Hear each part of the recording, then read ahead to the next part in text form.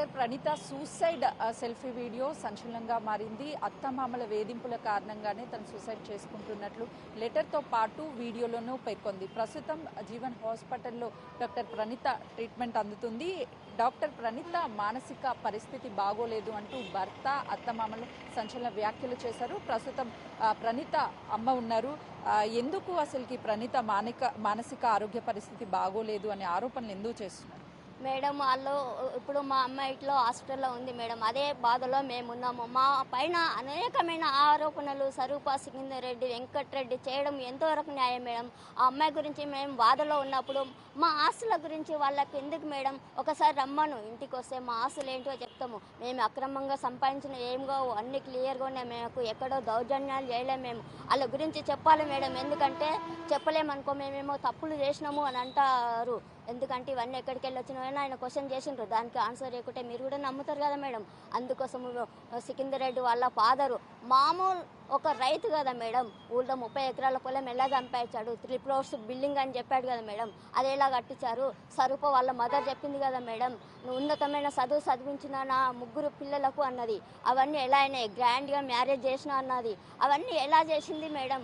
ఎట్లా చేసింది? మామూలు రైతు అవన్నీ ఎలా చేయాలి? అదే కాలనీలో, ప్రెస్ కాలనీలో 3 ప్లాట్లు ఎలా వచ్చినాయి మేడం? దౌర్జన్యంగా అన్ని లావుకుంటాడు మేడం. కావాలంటే ఆయన గురించి ఎంక్వైరీ చేయాలంటే కాలనీ ప్రెసిడెంట్ని కలవండి, సెక్రటరీని కలవండి మేడం. వాళ్ళ కాలనీలో ఒక 4 చుట్టాలు ఉన్నారు. వాళ్ళు ఒక్కరే వాళ్ళకి సపోర్ట్. కాలనీ అంతా వీళ్ళకి అగ్నెస్ట్ మేడం. మా పైన ఆరోపణలు చేసేటప్పుడు ఆయన జాగ్రత్త పెట్టుకొని మాట్లాడితే ఈరోజు వాళ్ళ గురించి నేను బయట పెట్టేదాన్ని కాదు మేడం. వెంకటరెడ్డి, సికిందర్ రెడ్డి వాళ్ళ నాన్న పేరు వెంకటరెడ్డి. అతనికి 2 సిస్టర్స్ ఉన్నారు మేడం. వాళ్ళు వీళ్ళ చాలా మానసికంగా కుంగిపోయి ఇప్పుడు ఇద్దరికి మాటలు లేవు మేడం. వాళ్ళ చిన్న చెల్లెలుగా పేర్లు మెన్షన్ చేస్తే వాళ్ళు చాలా బాధపడతారు. ఎందుకంటే వాళ్ళ హస్బెండ్ కోల్పోయి వాళ్ళు చాలా బాధలు ఉన్నారు. అందుకోసం అలాంటిది ఆ టాపిక్లన్నీ మనం తేవద్దు. కానీ ఇప్పుడు తెచ్చేటట్టుగా అతను నిన్న చేశాడు కనుక మనకు కంపల్సరీకి దానికి చెప్పవాలి కదా మేడం. చెప్పకుంటే మా పైన వచ్చిన ఆరోపణలన్నీ నిజమే అని అనుకుంటారు కదా మేడం. అందుకోసం సికిందర్ రెడ్డి అనే అతను యుఎస్ వెళ్ళినప్పుడు మనకు కొద్దిగా డిపాజిట్ పెట్టాలి కదా మేడం. వాళ్ళు ఒక 3 ఎకరాల ల్యాండ్ ఇచ్చారు. వాళ్ళ చిన్న చెల్లెలి పేపర్స్ బ్యాంకులో పెట్టి వెళ్తే అవి వీళ్ళ పేరు పైన చేసుకొని ఎక్కడిది అవి నావే కదా అన్నట్టు అక్రమంగా రిజిస్ట్రేషన్ చేయించుకున్నారు మేడం. అవన్నీ మాకు తెలియవు అనుకుంటారా? తెలుసు. వాళ్ళ చెల్లెళ్ళను చాలా పోర్ట్రేట్ చేశారు, సంపాదించారు. రామ్దాస్ పెళ్లిలో కూడా చాలా లావుకున్నాడు. అతని చెల్లెలి భర్త వీళ్ళు పెట్టిన టెన్షన్స్తో హార్ట్ అటాక్ వచ్చి లంగ్స్ పాడైపోయింది, చనిపోయాడు. సావుతో పోరాడిండు ఒక 1 year మేడం. వాళ్ళ అక్రమాలు అన్నీ మాకు తెలుసు. తెలిసిన కానీ మేము ఎందుకు బయట పెట్టలేము మేడం? మేము ఎందుకు ఇన్ని రోజులు చెప్పలేకపోయినామంటే నిన్న మా పైన కామెంట్ చేసింది కదా మేడం. దానికి మేము కంపల్సరీ కౌంటర్ ఇవ్వాల్సి వచ్చింది మాకు. ఒక వ్యక్తి చనిపోవడానికి ఇది మొత్తం కూడా సికిందర్ రెడ్డి వాళ్ళ తండ్రే కారణమా? Yes madam, Sikandar Reddy main. Sikandar Reddy, Venkatareddy, Swarupa సొంతం చెల్లెలు భర్త చనిపోయాడు. చెల్లెళ్ళ దగ్గర లావుకున్నాడు. కాలనీ వాళ్ళ దగ్గర చాలా దౌర్జన్యం మేడం. అదంతా కాలనీ అంతా తెలుసు మేడం. మీకు ఎంక్వైరీ కావాలంటే వాళ్ళ కాలనీ ప్రెసిడెంట్ పేరు నాకు తెలియదు మేడం. వెళ్ళి అడగండి మేడం. ప్రణీత అదేవిధంగా సికిందర్ రెడ్డి పెళ్లికి మేము కట్నం ఇచ్చాము, బంగారం ఇచ్చాము, వెండి ఇచ్చాము అని చెప్తుంటే సికిందర్ రెడ్డి ఏమీ ఇవ్వలేదు, ఒకవేళ ఇస్తే అంత డబ్బులు వాళ్ళకి ఎక్కడి నుంచి వచ్చాయని అడుగుతున్నారు. వచ్చినవి అంటే మాకు ఊళ్ళో ల్యాండ్ ఉంది మేడం. ల్యాండ్ ఉన్నప్పుడు మేము పొలము పంట పండించుకుంటాము. ఇంకా ఎంప్లాయీ ఎంతో ఇంతింత మేము సంపాదించుకుంటాము. మా పెండ్లప్పుడు కొన్ని గిఫ్టులు మా సిస్టర్ వాళ్ళు వాళ్ళ బాబాయ్ వాళ్ళు పెడతారు కదా మేడం. 1 kg గోల్డ్ ఈజీగా అవుతుంది మేడం. రిలేషన్షిప్ అన్నప్పుడు ఒక 5 తులాలు 10 తులాలు మాకు ఫస్ట్ అమ్మాయి ఆమె రిలేషన్లోనే చాలా పవర్ఫుల్ అమ్మాయి, ఈమె చాలా ఇంట్రెస్టింగ్. గిఫ్టులు పెట్టారు మేడం. మేము పెట్టాము అంతా కలిసి kg గోల్డ్ అయింది. ఒక 5 kgల వెండి పెట్టాము. ఇంట్లకు కట్నం ఇచ్చాము, ఆడబిడ్డలది ఇచ్చాము. ఇంకా 2 acres ల్యాండ్ కూడా ఇస్తాము అని కూడా ఒప్పుకోలేమని కాదు మేడం. ఎందుకంటే 6 monthsకే గొడవలు వచ్చినాయి కనుక ఆ ల్యాండ్ మేము రిజిస్ట్రేషన్ చేయలేకపోయినాము. ఆయన బిహేవియర్ అలా ఉంది. రేపు ఏంటో తర్వాత చేద్దాంలే అన్నట్టుగా చేయలేము మేడం మేము. అది పెళ్ళైన 8 సంవత్సరాల్లో 6 నుంచి 8 నెలలు మాత్రమే అమ్మాయి నాతో కలిసి ఉంది, తర్వాత కలిసి లేదు అని అంటున్నారు. వాస్తవమేనా? No madam. అమెరికాలోనే 1 year ఉన్నాడు కదా మేడం. 1 year ఉన్న తర్వాతనే ప్రెగ్నెన్సీ వచ్చింది. 8 months ఎలా ఉంది మేడం? 2018లో మ్యారేజ్ అయింది కదా, డిసెంబర్ 21కి అయింది కదా మేడం. అయిన తర్వాత అమ్మాయి మళ్ళీ డిసెంబర్లో వాళ్ళ వెంకటరెడ్డి వాళ్ళ పెద్ద సిస్టరు కూతురుది మ్యారేజ్ అయితే వచ్చింది మేడం మా పాప. అప్పటికి 2 months ప్రెగ్నెన్సీ అక్కడికి వచ్చింది. ఇక్కడ వచ్చిన తర్వాత డాక్టర్కు చూస్తే ప్రెగ్నెన్సీ కన్ఫామ్ అని చెప్పారు మేడం. మరి కాపురం చేయనప్పుడు ప్రెగ్నెన్సీ ఎలా వచ్చింది మేడం? అమెరికాకి వెళ్ళే కదా ప్రెగ్నెన్సీతో వచ్చిన విషయం కూడా తనకి చెప్పలేదు ఇండియాకి వచ్చే వరకు అని చెప్తున్నారు. నిజమే మేడం. మేము హాస్పిటల్కి వెళ్ళినాం, నేను మా పాప. రెయిన్బో హాస్పిటల్, డాక్టర్ పేరు కూడా అన్నీ ఉన్నాయి మేడం మా దగ్గర. వచ్చిన తర్వాత కన్ఫర్మ్ అయిన తర్వాత ఫస్ట్ వాళ్ళ మమ్మీకే ఫోన్ చేశాము. వాళ్ళ మమ్మీకి ఫోన్ చేసి ఆయన అమెరికాలో ఉండే కాన్ఫరెన్స్లో తీసుకొని మాట్లాడింది మేడం. వాళ్ళకు చెప్పిన తర్వాతనే అందరికీ చెప్పాము, మా రిలేషన్లో కూడా. సోయాన పాపనే ఫోన్ చేసి చెప్పింది మేడం. ఎందుకు తెలియదు వాళ్ళకు?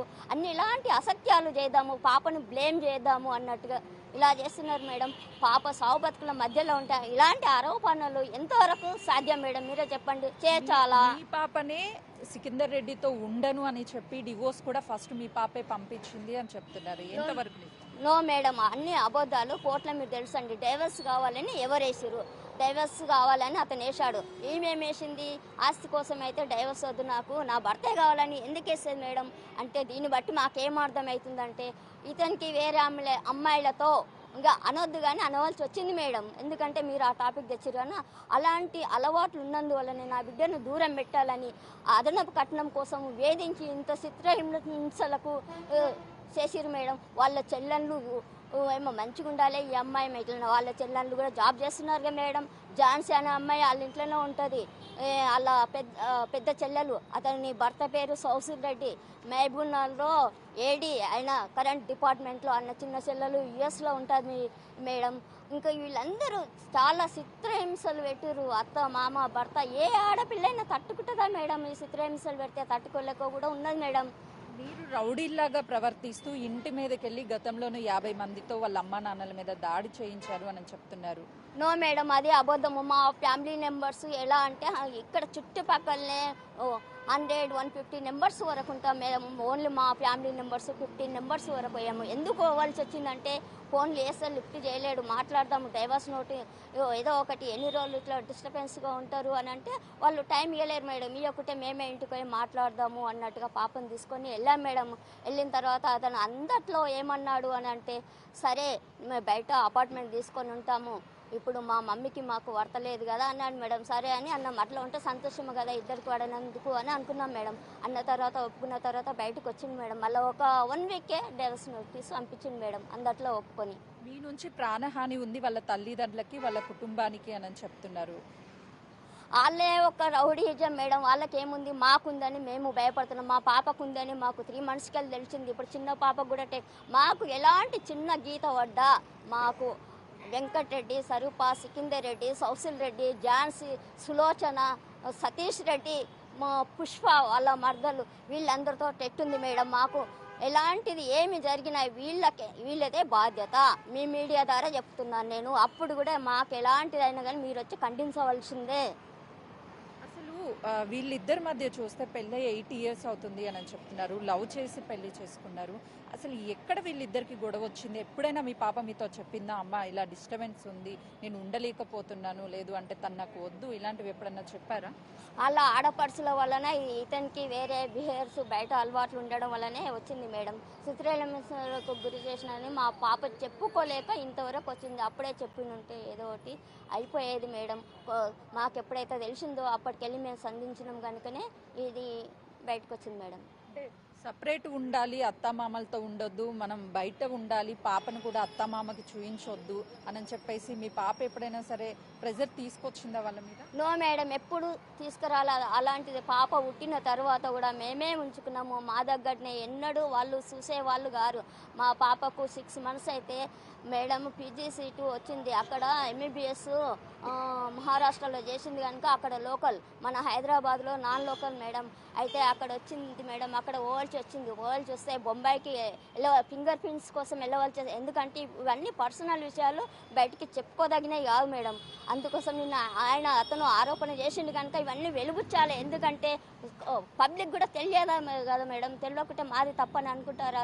6 months పాప, 3 months పాప. అప్పుడు ఇంట్లో మా బాబుది మ్యారేజ్ ఉంది, చాలా బిజీగా ఉన్నాం మేడం. మ్యారేజ్ అయిన నెక్స్ట్ రోజే ఫింగర్ ప్రింట్స్ అవసరం ఉంది మేడం. మా ఇంట్లో ఆ రోజు ఫంక్షన్ ఉంది, డిన్నర్. మా పేరెంట్స్ కానీ మా సిస్టర్స్ కానీ ఎలా వెళ్తాం మేడం.